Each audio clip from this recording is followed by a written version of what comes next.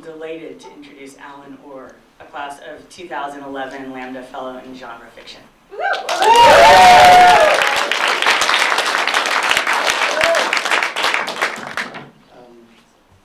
This is from my novel in progress, Death by Deceit. Harry passed through the gates of the Joshua Tree National Park just as a hint of the sun's orange glow began to modify the eastern horizon.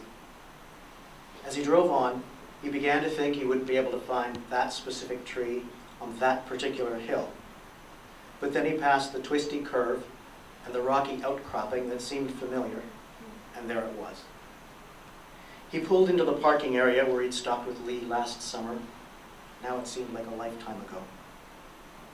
He grabbed the brand new shovel and the green plastic trash bag, marveling again at how light it was, and stumbled in the half light up the stony terrain towards the top of the hill. It was a nice spot.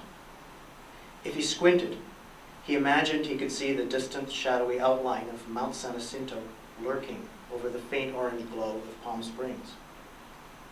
He began to dig. He dug down 18 inches just to be sure, and then kneeled down in the sand beside the hole, pausing as what he was about to do sank in.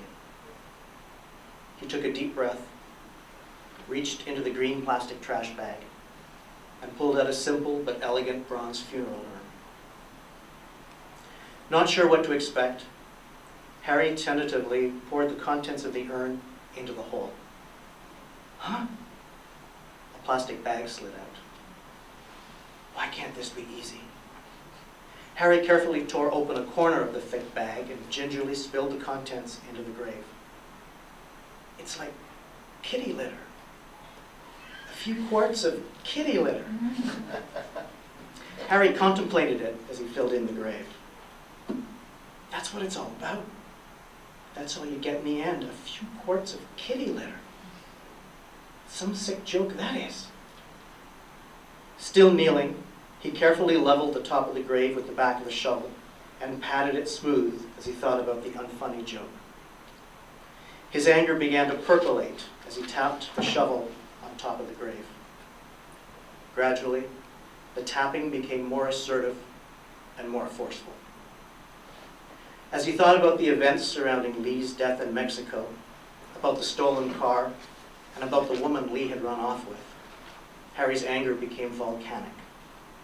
He was pounding on the grave now with the back of the shovel, putting his entire body into the effort, the heavy thuds echoing in the silent hills around him. He slipped beyond verbal expression, beyond rational thought, beyond conscious control of his actions, banging on the grave with his shovel. As the first rays of the sun found the eastern sky, Harry's anger abruptly burned itself out. Exhausted, he collapsed over the grave, his face rubbing into the sand. As he lay prostrate over the little grave, he was vaguely aware of a far-off sound, a keening moan that seemed to come from everywhere around him. It was a primitive sound that couldn't be consciously produced. It came instinctively from the anger and pain and loss that festered within him. His eyes burned with hot tears and his throat choked with bile. The gritty desert sand of Lee's grave stuck to his tears and scraped his eyes. It got into his mouth and grated against his teeth. The anguished keening gradually became fainter until it was just a feeble moan. For the first time in days, Harry slept.